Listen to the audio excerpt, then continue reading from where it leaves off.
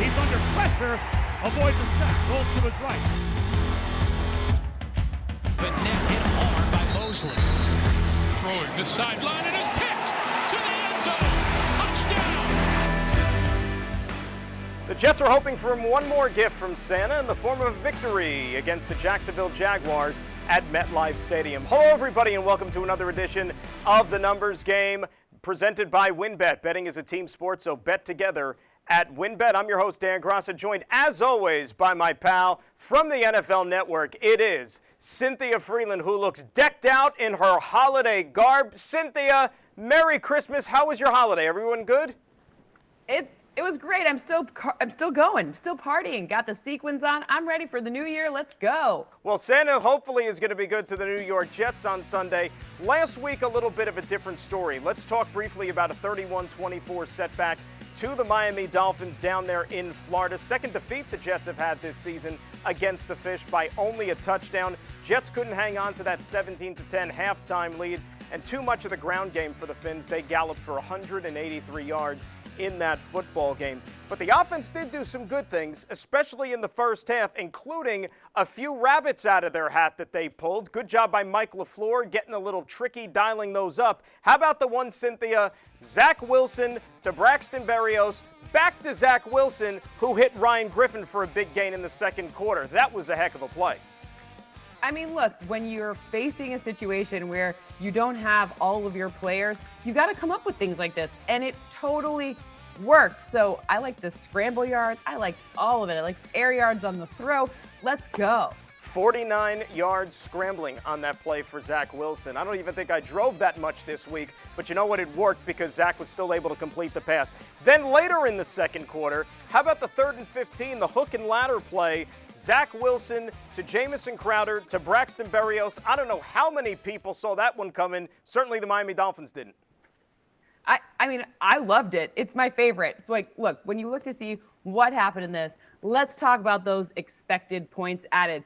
2.28. That's like almost a field goal from one play. And then the win probability added about 10%, 10.2%, which was awesome. Super fun. And later in the program, Cynthia is going to explain how you come up with the formula to get the expected points added on that one play. And the test. I got the charts here. You got the charts. The test will be next week, so everybody take notes and pay attention here. All right, enough with the look back. Let's look ahead, because Sunday's game is going to be a matchup between the top 2 overall picks in this past spring's NFL draft. Both quarterbacks, and of course we're talking about number 1 overall Trevor Lawrence against number 2 overall Zach Wilson. And specifically, Cynthia, the last 3 times that the top 2 overall picks, being quarterbacks, met in their rookie seasons, turns out that the team with the number 2 overall pick has had the upper hand, have they not? They have 2 of 3, 66.6% if you're keeping track at home. Look, it's kind of a funny stat because, let's be honest, the quarterbacks plays opposing defenses, so we got that going on. But I think we're going to add one in the W column here, and I think it's going to bring it up to 75%. That's what certainly all Jet fans are hoping for. And if you go back and you compare these 2 quarterbacks, Cynthia, specifically since week 12, remember, that's when Zach Wilson came back from the time that he missed from that knee injury. If you go back the last 4 games, Zach has actually outperformed Trevor Lawrence, at least in terms of the statistics. Yeah, and look, we got to kind of put a little asterisk with some of this stuff with Trevor Lawrence, because it's going to look a little different in this matchup. Second game for Darrell Bevell as the head coach. You can expect kind of a conservative game plan, leveraging James Robinson to put Trevor Lawrence in better situations. So it just a little bit of an asterisk there. All right, let's get into some prop bets here. First one for the show, over under. We're going to talk about these 2 quarterbacks again. How about over under 495 passing yards combined? What do you think? I'm going to go under. Why? Because I think both teams need to leverage shorter passes, their running backs, schemes that reflect higher probability situations to get this number 1 and number 2 pick into a nice rhythm so they can only take strategic deep shots. So I say less than that for the total. Yeah, I agree with you. You know, and it has more to do with the Jacksonville Jaguars offense right now, and they're really scuffling a bit of late. We'll talk about them a little bit later on in the show here, but I just think that number is a little too high for both of these quarterbacks right now. I'm going to agree with you and go with the under on the 495 when it comes to the passing yards.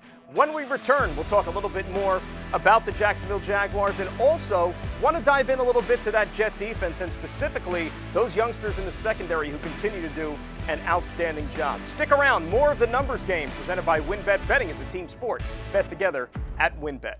People think betting is about what you know. It's also about who you're with. And with the WynnBET sports betting and casino app, you bet with Wynn. Ben, look at this. Look at this. New York plus 3.5 at home. They're 44 and 22. Greg, no New York bets. Hey! Hope you didn't bet on Boston. Shaq, did you bet on Boston? I went with Greg on this one. He has a whole system. Big payout, big payout, big payout, big payout. Ooh. Greg, Yes. What is the Greg system? I pick by color mostly. And welcome back to the numbers game presented by WynnBET. Betting is a team sport. Bet together at WynnBET. All right, Cynthia, once again, let's turn our attention to the secondary. And we've talked about them a lot throughout the season on the show because you look at these guys back there, primarily it's first and second year players who are getting valuable experience in terms of playing time, but they're also going out there and delivering. And last week against the Dolphins, you saw Ashton Davis come up with that big interception in the first quarter. Brandon Eccles with the pick six, which turned out to be the first INT by a corner on the Jets roster this year. And oh, by the way, Bryce Hall continues to just do a fantastic job locking down one receiver each and every week. Yeah, so Bryce Hall really did a wonderful job against Devontae Parker, but 17 yards in coverage, 3 receptions, 17 yards. That marks his third straight game of under 17 or fewer yards allowed to opposing passers. It's ridiculous. That is an awesome number. And then, of course, Brandon Eccles, by the way, in addition to that pick six, the quarterback rating that he allowed to Tua Tagovailoa in his coverage was 0. None. Zero. Zilch. 0. Those are That's good numbers awesome. that you need to win with. And look, Eccles, that was a great play, potentially game-turning play, kept the Jets in the game in the fourth quarter.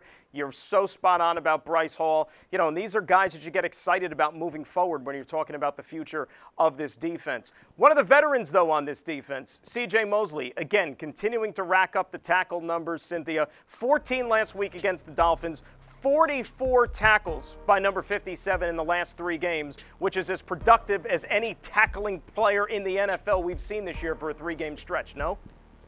Yes, and we're going to need to absolutely see this again this week against James Robinson and what he brings in that run game. That's tied for the 3rd most tackles in a 3-game span in the NFL. The other guy is Bobby Wagner, just so everyone clear.